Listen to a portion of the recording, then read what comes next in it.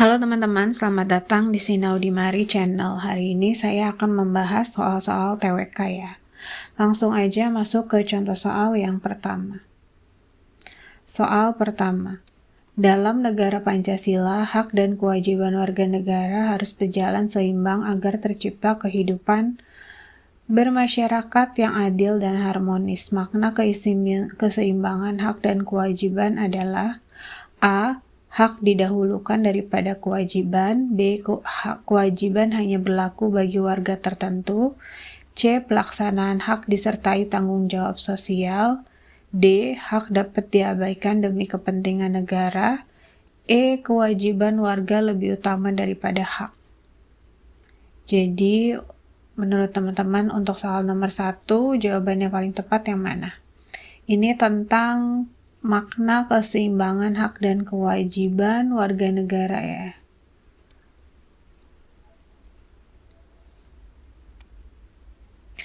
Untuk soal nomor 1, jawaban yang paling tepat adalah yang C.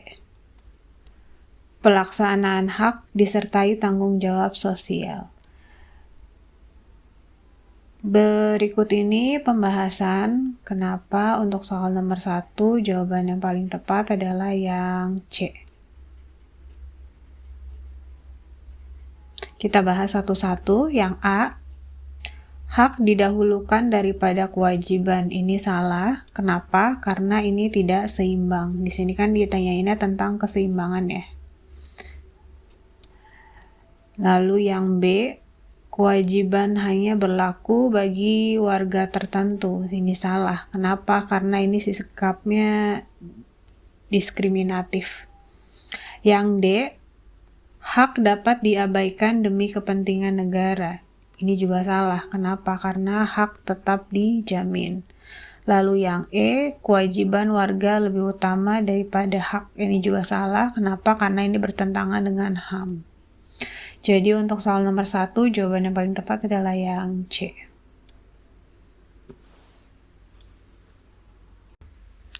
Lanjut untuk soal yang kedua ya. Di sebuah kota yang terkena banjir, seorang relawan membagikan makanan dan obat-obatan kepada semua korban tanpa memandang agama, suku, dan status sosial. Ia juga menenangkan warga yang panik dan membantu mengevakuasi mereka ke tempat yang aman. Semua tindakannya dilakukan dengan penuh rasa kemanusiaan tanpa memikirkan keuntungan pribadi atau pengakuan orang lain. Perilaku relawan ini mencerminkan pengamalan Pancasila karena A. Relawan menolong korban dengan tulus sebagai wujud ketaatan kepada Tuhan sesuai sila pertama ketuhanan yang Maha Esa.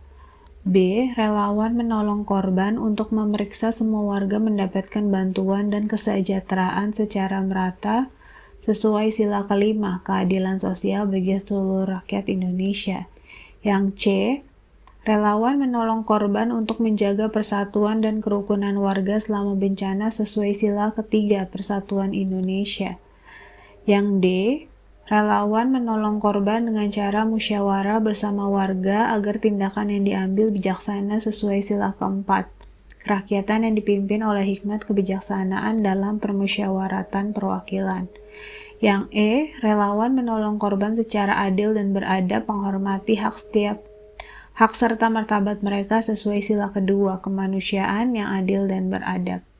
Menurut teman-teman, jawaban yang paling tepat tentang perilaku relawan ya jika di sebuah kota terkena banjir.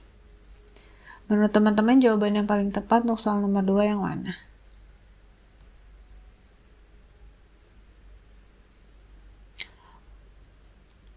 Untuk soal nomor 2, jawaban yang paling tepat adalah yang E. Relawan menolong korban secara adil dan beradab, menghormati hak serta martabat mereka sesuai sila kedua kemanusiaan yang adil dan beradab. Berikut ini pembahasan kenapa untuk soal nomor 2 jawaban yang paling tepat adalah yang E. Kita bahas satu-satu ya. Yang A, relawan menolong korban dengan tulus sebagai wujud ketaatan kepada Allah sesuai sila yang pertama. Ini kenapa salah? karena fokus sila utama adalah ketuhanan, bukan tindakan kemanusiaan secara universal. Yang B, relawan menolong korban untuk memastikan semua warga mendapatkan bantuan dan kesejahteraan secara merata sesuai sila kelima. Ini juga salah. Kenapa? Karena meskipun terlihat positif, fokus sila kelima adalah keadilan ekonomi, bukan kemanusiaan. Jadi ini salah. Lalu yang C, relawan menolong korban untuk menjaga persatuan kerukunan warga selama bencana sesuai sila ketiga. Ini juga salah. Kenapa? Karena menjaga persatuan lebih terkait sila ketiga, bukan kemanusiaan yang adil dan beradab. Yang D, menolong korban dengan cara musyawarah bersama warga agar tindakan yang diambil bijaksana sesuai sila keempat. Ini juga salah. Kenapa? Karena musyawarah berkaitan dengan sila keempat, bukan tindakan kemanusiaan langsung. Jadi untuk soal nomor 2, jawaban yang paling tepat adalah yang E.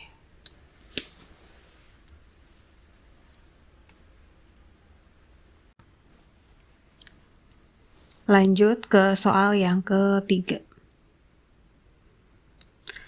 Pancasila berkedudukan sebagai sumber dari segala sumber hukum negara, artinya seluruh peraturan perundang-undangan harus mencerminkan nilai-nilai Pancasila. Implikasi yuridis dari kedudukan Pancasila tersebut adalah A. Pancasila dapat menggantikan seluruh peraturan perundang-undangan. B. Nilai Pancasila dapat diubah sesuai kebutuhan politik. C. Pancasila hanya menjadi pedoman moral tanpa kekuatan hukum. D. Setiap undang-undang harus bersumber dan tidak bertentangan dengan Pancasila. E. Pancasila hanya berlaku bagi warga negara Indonesia. Menurut teman-teman, jawaban yang paling tepat untuk soal nomor 3 yang mana?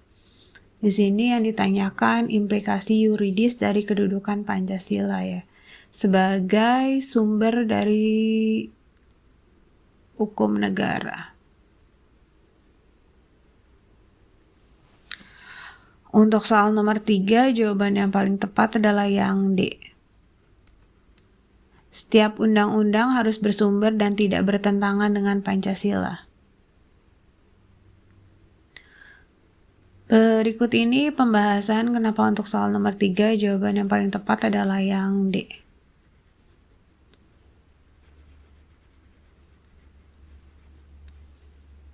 Kita bahas satu-satu. Yang A, Pancasila dapat menggantikan seluruh peraturan perundang-undangan. Ini salah. Kenapa? Karena Pancasila bukan aturan teknis. Yang B, nilai Pancasila dapat diubah sesuai kebutuhan politik. Ini tidak boleh. Kenapa? Karena nilainya bersifat tetap.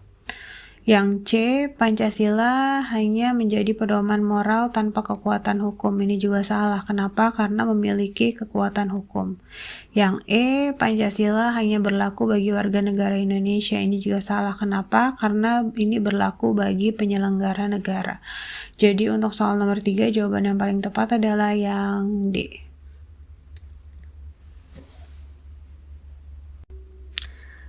Lanjut ke soal yang keempat.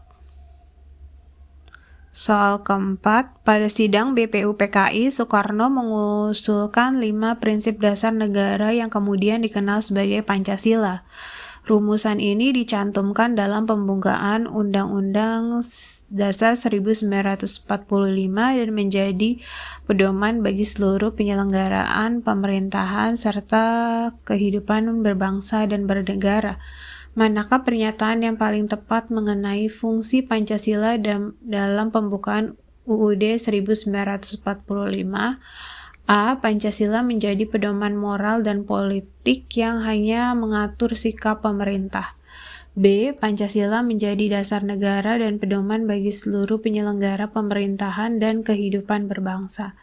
C. Pancasila menjadi pedoman bagi rakyat saja dalam kehidupan sehari-hari. D. Pancasila menjadi prinsip negara yang hanya mengatur hubungan pemerintah dengan pejabat daerah. E. Pancasila menjadi pedoman politik yang hanya diterapkan dalam pengambilan keputusan pemerintah. Kira-kira menurut teman-teman jawaban yang paling tepat untuk soal nomor 4 yang mana?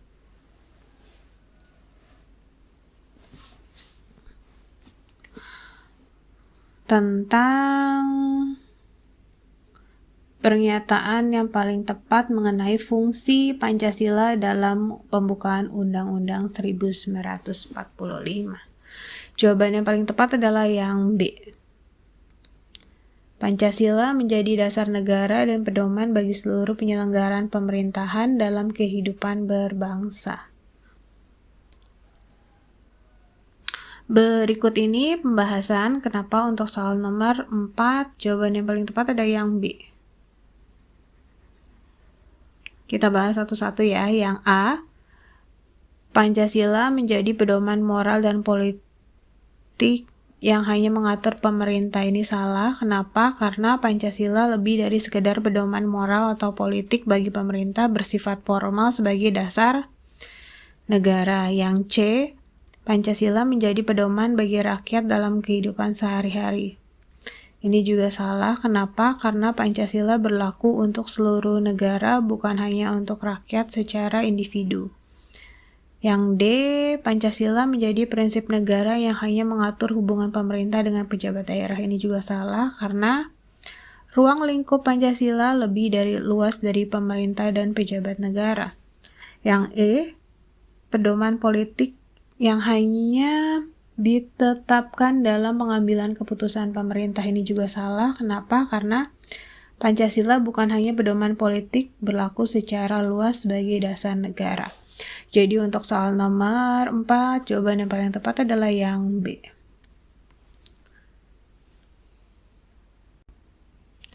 Lanjut ke soal yang kelima.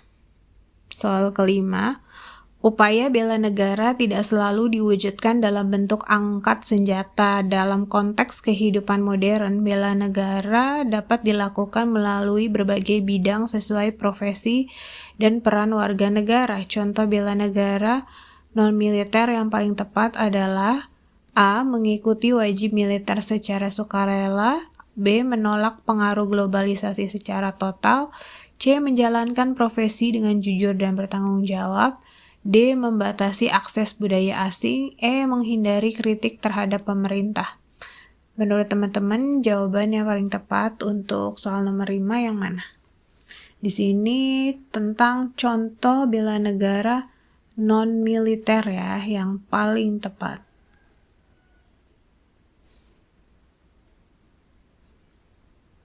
Untuk soal nomor 5, jawaban yang paling tepat adalah yang C. Menjalankan profesi dengan jujur dan bertanggung jawab. Berikut ini pembahasan kenapa untuk soal nomor 5 jawaban yang paling tepat adalah yang C ya.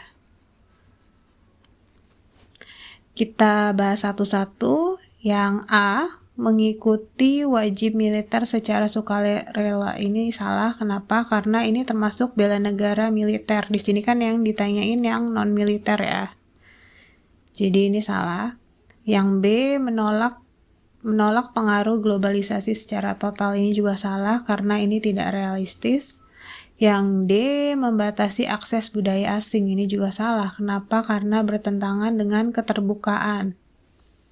Yang E, menghindari kritik terhadap pemerintah. Ini juga salah. Kenapa? Karena kritik konstruktif tetap perlu. Jadi untuk soal nomor 5, jawaban yang paling tepat adalah yang C.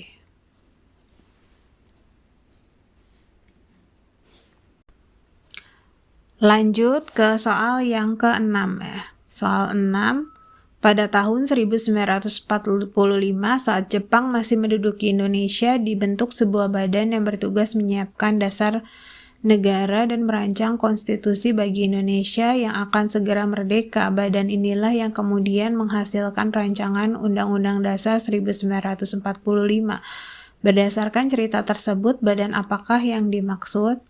A, badan yang bertugas mengesahkan kemerdekaan Indonesia setelah BPUPKI, yaitu PPKI. B, lembaga legislatif Indonesia setelah merdeka, yaitu DPR. C, badan yang dibentuk Jepang pada tahun 1945 untuk merancang Undang-Undang Dasar 1945, yaitu BPUPKI.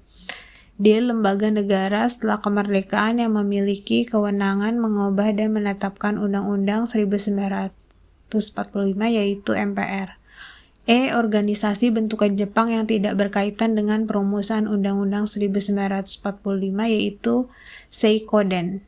Menurut teman-teman, jawaban yang paling tepat untuk soal nomor 6 yang mana?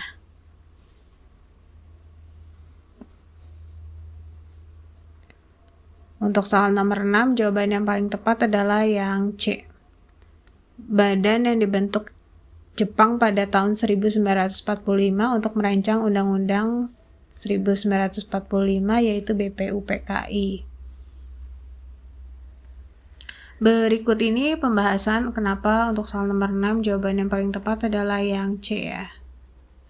Kita bahas satu-satu. Yang A, badan yang bertugas mengesahkan kemerdekaan Indonesia setelah BPUPKI yaitu PPKI ini salah. Kenapa? Karena PPKI bertugas mempersiapkan kemerdekaan, bukan merancang undang-undang. Di sini kan yang ditanyakan itu rancangan Undang-Undang 1945 ya.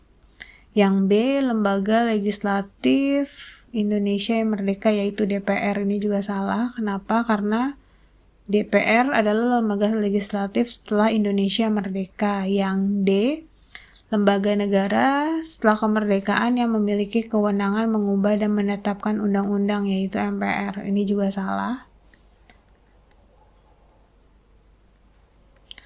Kenapa? Karena MPR adalah lembaga negara setelah merdeka.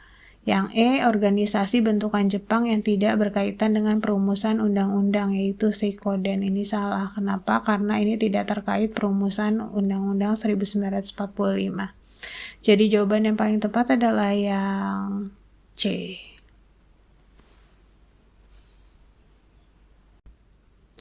Lanjut ke soal yang ke-7 ya. Soal 7, integrasi nasional tidak hanya bersifat struktural melalui aturan hukum, tetapi juga kultural melalui kesadaran bersama sebagai satu bangsa. Oleh karena itu, pembangunan nasional harus memperhatikan aspek sosial budaya masyarakat. Pendekatan yang paling efektif untuk memperkuat integrasi nasional adalah A. Penyeragaman budaya daerah. B. Penguatan identitas nasional tanpa menghilangkan budaya lokal. C. Dominasi budaya nasional atas kebudayaan daerah. D. Penghapusan simbol-simbol kedaerahan. E. Pembatasan ekspresi budaya lokal di ruang publik. Menurut teman-teman, jawaban yang paling tepat untuk soal nomor 7 yang mana? Tentang pendekatan yang paling efektif untuk memperkuat integrasi nasional. Jawaban yang paling tepat untuk soal nomor 7 adalah yang B.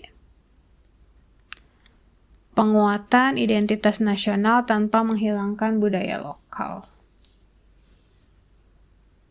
Berikut ini pembahasan kenapa untuk soal nomor 7 jawaban yang paling tepat adalah yang B ya. Kita lihat yang A, penyeragaman budaya daerah ini salah. Kenapa? Karena ini bertentangan dengan Bhinneka Tunggal Ika. Yang C, dominasi budaya nasional atas kebudayaan daerah ini juga salah. Kenapa? Karena ini menimbulkan resistensi. Yang D, penghapusan simbol-simbol kedaerahan ini juga salah karena menghapus identitas. Yang E, pembatasan ekspresi budaya lokal di ruang publik ini juga salah. Kenapa? Karena ini tidak demokratis. Jadi untuk soal nomor 7 jawaban yang paling tepat adalah yang B. Lanjut ke soal yang ke-8 ya. Pemerintah pusat memberikan keleluasaan kepada pemerintah daerah untuk mengelola wilayahnya sesuai kondisi dan kebutuhan masyarakat. Pemerintah daerah dapat mengandalkan pelayanan publik sebagai aspek utama pembangunan tanpa selalu bergantung pada sumber daya alam. Pelaksanaan pelayanan publik yang paling tepat sesuai konteks tersebut dapat diinterpretasikan dalam bentuk A. Pemerintah daerah menyediakan berbagai layanan publik secara menyeluruh dan merata sambil melakukan perbaikan fasilitas pendukung untuk meningkatkan kualitas layanan. B. Pemerintah daerah membangun rumah sakit dan fasilitas kesehatan untuk menunjang kesehatan masyarakat saja. C. Pemerintah daerah membangun sekolah dan sarana pendidikan untuk meningkatkan kualitas pendidikan di wilayahnya. D. Pemerintah daerah melakukan peninjauan tahunan terhadap program pelayanan publik tanpa langsung melakukan perbaikan fasilitas. Pemerintah daerah membangun fasilitas umum seperti jalan, jembatan, dan taman untuk mempermudah aktivitas masyarakat. Menurut teman-teman, jawaban yang paling tepat untuk soal nomor 8 adalah yang mana? Ini tentang pelaksanaan pelayanan publik yang paling tepat.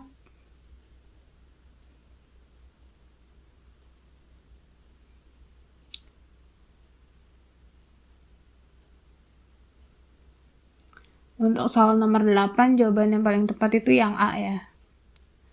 Karena pemerintah daerah menyediakan berbagai layanan publik secara menyeluruh dan merata sambil melakukan perbaikan fasilitas pendukung untuk meningkatkan kualitas layanan. Karena di sini tentang pelayanan publik ya. Pembahasannya untuk jawaban soal nomor 8 kenapa yang A ya. Kita bahas satu-satu. Yang B, pemerintah daerah membangun rumah sakit dan fasilitas kesehatan untuk menunjang kesehatan masyarakat. Ini salah. Kenapa? Karena fokus pada kesehatan belum mencakup pelayanan publik secara luas. Yang C, pemerintah daerah membangun sekolah dan sarana pendidikan untuk meningkatkan kualitas pendidikan di wilayahnya. Ini juga salah karena ini terkait pendidikan bukan pelayanan publik secara keseluruhan. Yang D, lakukan peninjauan tahunan terhadap program pelayanan publik tanpa langsung melakukan perbaikan fasilitas. Ini juga salah. Kenapa? Karena ini bersifat evaluasi, bukan pelaksanaan layanan publik secara langsung. Ini pemerintah fasilitas umum seperti jalan, jembatan, taman untuk mempermudah aktivitas masyarakat. Ini juga salah. Kenapa? Karena fasilitas umum mendukung pelayanan publik tapi belum menunjukkan pelayanan yang merata dan optimal. Jadi ini juga salah. Untuk soal nomor 8, jawaban yang paling tepat adalah yang A.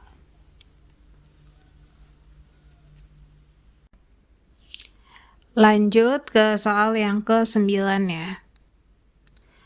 Politik luar negeri Indonesia menganut prinsip bebas dan aktif. Prinsip ini menegaskan bahwa Indonesia tidak terikat pada kekuatan manapun tetapi tetap berperan aktif dalam menciptakan perdamaian dunia. Makna aktif dalam politik luar negeri Indonesia adalah A. Terlibat dalam seluruh konflik internasional. B. Memihak kekuatan besar demi kepentingan nasional.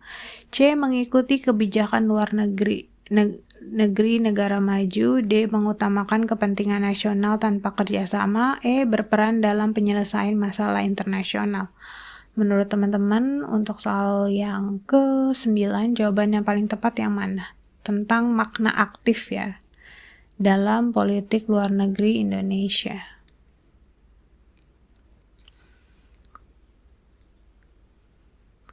Yang paling tepat untuk soal nomor 9 adalah yang E. Berperan serta dalam penyelesaian masalah nasional. Kita bahas, ini pembahasannya. Kenapa untuk soal nomor 9 jawaban yang paling tepat adalah yang E ya. Yang A, terlibat dalam seluruh konflik internasional. Ini salah. Kenapa? Karena aktif bukan berarti ikut konflik ya. Permasalahan di sini konflik ya. Memihak kekuatan besar demi kepentingan nasional. Ini juga salah. Kenapa? Karena ini bertentangan dengan prinsip bebas. Yang C, mengikuti kebijakan luar negeri negara maju. Ini juga salah. Kenapa? Karena ini tidak mandiri. Yang D, mengutamakan kepentingan nasional tanpa kerjasama. Ini juga salah karena bertentangan dengan peran global. Jadi untuk soal nomor 9, jawaban yang paling tepat adalah yang E. Lanjut ke soal yang terakhir ya, soal ke-10. Perubahan Undang-Undang 1945 dilakukan sebagai bentuk penyempurnaan sistem ketatanegaraan Indonesia agar lebih demokratis dan menjamin perlindungan hak warga negara. Meskipun demikian, tidak seluruh bagian UUD 1945 dapat diubah karena terdapat nilai fundamental yang harus tetap dipertahankan sebagai identitas bangsa. Bagian UUD 1945 yang tidak dapat diubah dalam proses amandemen adalah A. Bentuk negara kesatuan, B. Sistem pemerintahan presidensial, C. Pasal-pasal mengenai hak asasi manusia, D. Pembukaan UUD 1945, E. Mekanisme pemilihan umum. Menurut teman-teman, jawaban yang paling tepat untuk soal yang ke-10 yang mana? Ini tentang bagian UUD 1945 yang tidak dapat diubah dalam proses amandemen. Untuk soal nomor 10, yang paling tepat adalah yang D. Pembukaan UUD 1945. Kita bahas satu-satu, ini pembahasannya. Kenapa untuk soal nomor 10 jawaban yang paling tepat adalah yang D. Yang A, bentuk negara kesatuan, ini salah. Kenapa? Karena bentuk negara ditegaskan namun fokus larangan ada pada pembukaan. Yang B, sistem pemerintahan presidensial, ini juga salah. Kenapa? Karena sistem pemerintahan pernah mengalami penyesuaian. Yang C, pasal-pasal mengenai hak asasi manusia, ini juga salah. Kenapa? Karena pasal HAM justru hasil amandemen. Yang E, mekanisme pemilihan umum, ini juga salah. Kenapa? Karena mekanisme pemilu dapat diubah. Jadi untuk soal nomor 10 jawaban yang paling tepat adalah yang D. Sekian dari saya pembahasan tentang soal-soal TWK. Kurang lebihnya saya mohon maaf. Semoga ini bisa bermanfaat buat teman semuanya. Jangan lupa like dan subscribe-nya untuk selalu mendukung channel ini. Terima kasih.